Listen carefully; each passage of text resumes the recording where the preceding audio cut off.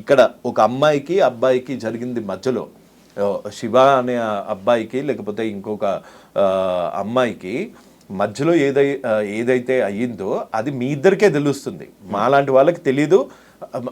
ఒకళ్ళ సైడ్ తీసుకోను నేను ఇట్లాంటి దాంట్లో.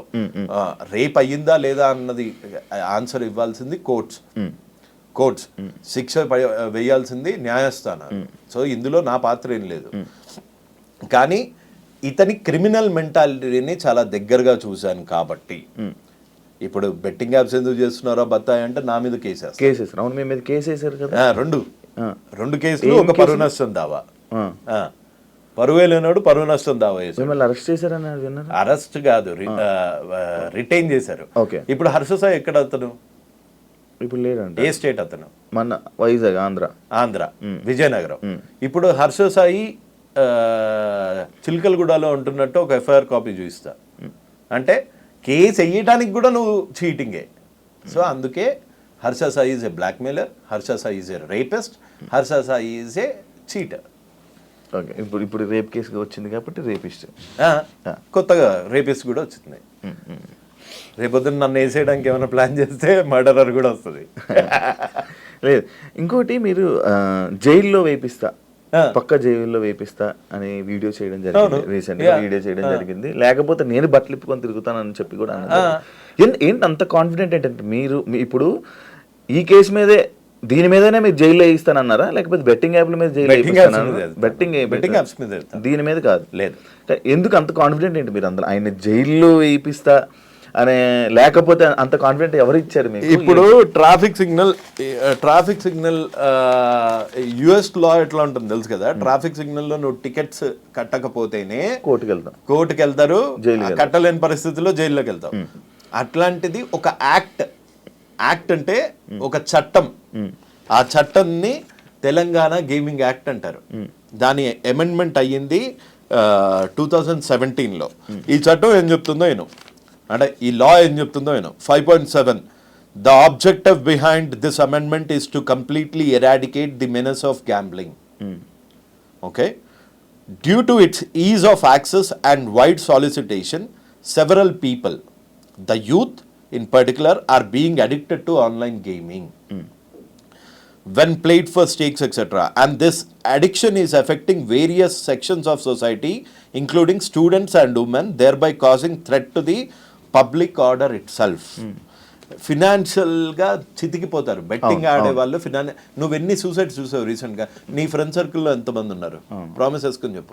2,000 ఇస్తే ఆట ఆడి వాళ్ళు పాల డబ్బులు కట్టకుండా, స్కూల్ పిల్లలు ఫీజులు కట్టకుండా సూసైడ్స్ చేసుకుని, కోట్లు పోగొట్టుకొని, 20 లక్షలు పోగొట్టుకొని మొన్న నాగార్జున సార్లో పడిపోయారు.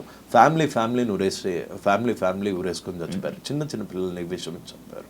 సిద్దిపేటలో ఒక కానిస్టేబుల్ 2 పిల్లల్ని, చిన్న పిల్లడబ్బా, వాడు అబ్దుల్ కలాం అయ్యేటోడు. అసంటోని తుపాకీతో గాలిస్తే, కన్న కొడుకుని తుపాకీతో గాల్చేంత ప్రెజర్ వచ్చింది అంటే అది ఎట్లుంటుంది అబ్బా.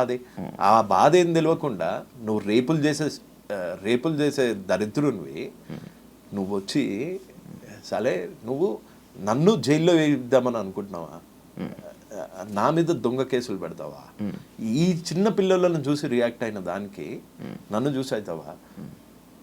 నేను బూతులు తిట్టానని నా మీద కేసులు పెడతావా?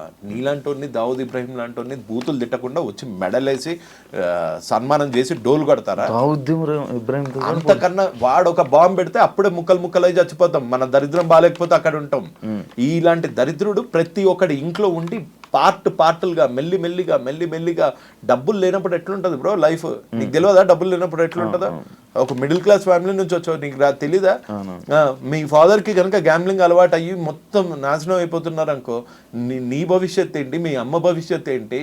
మీ సిస్టర్స్ భవిష్యత్ ఏంటి? అది పోనీ అది ఇండియా కాదు. నువ్వెందుకు డ్రగ్స్ అమ్ముతున్నారా, నువ్వెందుకు ఆన్లైన్ బెట్టింగ్ చేస్తున్నారా అంటే ధోని చేయట్లేదా, కోహ్లీ చేయట్లేదా? వాళ్ళు చేసేది కూడా తప్పే, కాకపోతే వాళ్ళు లీగల్ గా ఉన్న స్టేట్స్ లో చేస్తున్నారు. వాళ్ళు తీసుకొచ్చి ఇన్స్టాగ్రామ్ లో పెట్టుకోవట్లేదు, వాళ్ళ పర్సనల్ ఇన్స్టాగ్రామ్ లో పెట్టట్లేదు, వాళ్ళ పర్సనల్ యూట్యూబ్ లో ఇన్స్టాగ్రామ్ లో హీరోయిన్స్ కూడా పెట్టుకుంటున్నారు. అదే ఎవరు పెడుతున్నారు? ఆ హీరోయిన్స్ కి. కానీ ఒక 5-6 నెలల నుంచి బెట్టింగ్ ప్రమోట్ చేయాలి అంటే ఒక భయం అయితే వచ్చింది కదా. ఒకడైతే నోరే వేసుకొని పడిపోతున్నాడు కదా, ఇవాళ నేను ఒక్కనే నోరు వేసుకొని పడిపోతున్నాను, రేపొద్దున ఇంకొకళ్ళు వస్తారు, ఆ తర్వాత ఇంకొకళ్ళు వస్తారు, తర్వాత ఇంకొకళ్ళు వస్తారు. రారా? 100% వస్తారు. సారీ, అది ఆ చిన్నపిల్లడిది చూస్తే అవి చూస్తే ఎంత మెంటల్ వచ్చేస్తుంది. దాని గురించి ఆపరా అంటే నువ్వు నా మీద కేసులు పెడతా, నన్ను బ్లాక్ మెయిలర్లా చిత్రీకరిస్తా, నీకు ఇన్ఫ్లుయెన్స్ ఉంటే మర్చిపెట్టుకో, నా మీద చూపించలే నువ్వు. ఎన్నిసార్లు ఇది అంటున్నారు కాబట్టి జానీ మాస్టర్ విషయంలో లైక్ ఇప్పుడు ఒకటి ఆ రేప్ కేసు టైంలో మీరు ఒకటో 2 వీడియోలు పెట్టారు. ఒక వీడియో పెట్టా. హర్ష సాయి రిలీజ్ అయిన ఈ 2 రోజుల్లో 4-5 వీడియోలు రిలీజ్ నా ఫ్రెండ్ కదా వీడు. ఇదొక్కటే జానీ మాస్టర్ రేప్ చేశాడో లేదో తెలియదు, కానీ చట్టం will do it its own course. అదే ఇప్పుడు మీరు ఏదైతే అంటున్నారో జానీ మాస్టర్ రేప్ చేశాడో లేదో తెలియదు అంటున్నారు. తెలియదు అనలేదు, నేనేమన్నాను, ఒక అమ్మాయి సిగ్గు విడిచి బయటకు వచ్చి నన్ను 4 ఏళ్ల నుంచి రేప్ చేశాడంటే ఈ మధ్య కొత్త ట్రెండ్ అయిపోయింది. నిజంగా అమ్మాయే చేయించిందా, అమ్మాయే వీడి మీద పడిందా, ఇన్ని రోజులు అయ్యాక ఎందుకు వచ్చింది, బెడ్ మీద నుంచి డైరెక్ట్గా వచ్చి ఎందుకు చెప్పలేదు, రేప్ ఎలా చేశాడు, నీ ఇష్టం లేకుండా చేశాడా, నువ్వు కాలు చాపకుండా చేశాడా, ఇలాంటి మాట్లాడే చెత్తనా కొడుకులు కూడా తయారయ్యారు. అదే వాళ్ళ చెల్లెకో అక్కకో ఇట్లాంటి రేపే అయ్యుంటే, ఇట్లాంటి రేపే పెళ్లి చేసుకుంటామని రేప్ చేసి అవకాశాల గురించి వాడుకొని వదిలేస్తే అప్పుడు తెలుస్తుంది వాళ్ళకి పెయిన్. అంతేగాని డైరెక్ట్గా కూర్చొని దానిలో టెక్నికాలిటీస్ ప్రతివాడు జడ్జ్ అయిపోయాడు ఈ మధ్య. ఐఎమ్ సారీ జడ్జెస్ని అంటున్నానని కాదు, ప్రతివాడు ఛానల్లో కూర్చొని జడ్జ్ అయిపోతున్నాడు, ప్రతివాడు వాడి వర్షన్ వాడు చెప్తున్నాడు. అంటే కాల్ రికార్డింగ్, అసలు కాల్ రికార్డింగ్ ఎవడు పెట్టుకుంటాడు? నువ్వు చెప్పు, కాల్ రికార్డింగ్ ఐఫోన్లో కాల్ రికార్డింగ్ ఉంటుందా? ఉండదు. అంటే ఇంకో ఫోన్తో ఇంకో కాల్ చేస్తున్నావు అంటే నీ కాల్ రికార్డింగ్లో నేను ముండగాన్ని, నేను రేపిస్ట్ని అని చెప్పుకుంటావా? చెప్పుకోవు. నీ కాల్ రికార్డింగ్లో నేను చాలా మంచివాడిని, నేను పేదలకు హెల్ప్ చేస్తా అంటావు.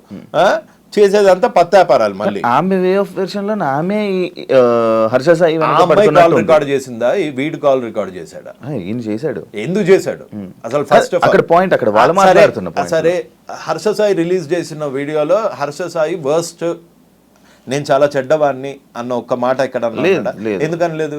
వాడే రికార్డ్, ఆమె కూడా అనలేదు కదా. వాడే రికార్డ్ చేసుకుంటున్నప్పుడు ఆమె కూడా అనలేదు. ఆ అమ్మాయి పాపం ఇప్పుడు పెళ్లి చేసుకుంటా అని మోసం చేసిన అందులో పెళ్లి అని టాపిక్ కూడా రాలేదు. అదే నువ్వు ఈ రిలేషన్ కి ఏమి ఇచ్చావు, నువ్వు వినలేదనుకుంటా సరిగ్గా, నువ్వు ఈ రిలేషన్ కి ఏమి ఇచ్చావు అని ఆమె బీపీ తెచ్చుకొని అరిచిపోతుంది. బీపీ అంటే ఆ పిల్ల అలా అరుస్తుందని తెలిసి వీడు కాల్ రికార్డ్ చేశాడు అని నువ్వు ఒక అమ్మాయి కాల్ ఎప్పుడు రికార్డ్ చేస్తావు?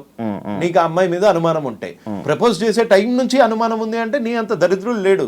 సొంత అమ్మని అనుమానించేంత ఎదవై మీ అమ్మగారి కాల్ రికార్డులు కూడా నీ దగ్గర ఉన్నాయేమో. మనోడు సేఫ్టీ కోసం ఎప్పుడైనా ఏదైనా జరగవచ్చని, సేఫ్టీ ఉండడానికి వీడు ఎవడు అంటే అసలు ఒక ట్రాన్సాక్షన్ కాకముందే సేఫ్టీగా ఉండాలి అని ఆలోచిస్తున్నాడు. అంటే నా తప్పు లేకుండా ప్రూవ్ చేసుకుందాము అని ఉన్నాడంటే వాడు తప్పు చేసే ఇంటెన్షన్ ఉంది వాడికి. సేఫ్టీ ఎవడి సేఫ్టీ? ఈడేమన్నా అమ్మాయా, లేకపోతే ఈయన ఎవరన్నా ఎత్తుకెళ్ళిపోతారా? వీడికి ఎందుకు సేఫ్టీ? ఒక అమ్మాయి తప్పు అంటే నేను తప్పు చేస్తాను, ఫ్యూచర్లో ఇది పనికొస్తుంది, నేను ఫ్యూచర్లో ఈ అమ్మాయిని వాడుకుంటున్నాను, నేను ఈ ఫ్యూచర్లో ఈ అమ్మాయిని వాడుకొని వదిలి దొబ్బేద్దాము అనే వాడు రికార్డింగ్ మొదలు పెట్టాడు. అందుకే వాడు పత్తిలాగా వస్తుంది, అందులో ఆ అమ్మాయి ఏమో గలీజ్గా వస్తుంది. అది ఇప్పుడు ఈ ఆడియోస్ లో కూడా హర్ష సాయి తప్పు అంట. డెఫినెట్ గా తప్పు. నువ్వు కొంతమంది ఆలోచించినట్టు మగజాతి ఆనుమత్యాల్లాగా ఆలోచించకు. నువ్వు దీన్ని వాడుకొని వదిలేద్దాము అని అనుకొని కాల్ రికార్డులు చేస్తున్నావు అనుకో, అప్పుడు నీ బొక్కలు ఏం బయట పెట్టావు కదా, ఆ అమ్మాయి బొక్కలు అన్ని తీసి బయట పెడతావు. అంటే నీ ఇంటెన్షన్ క్రిమినల్. ఇది డెఫినెట్ గా. ఇంకొకటి తప్పించుకొని తిరుగుడు ఎందుకు? డైరెక్ట్ గా వచ్చి తప్పించుకొని తిరుగుతున్నాడా? మరి దొరికాడా? పోలీసులు అరెస్ట్ చేశారా ఇంకా?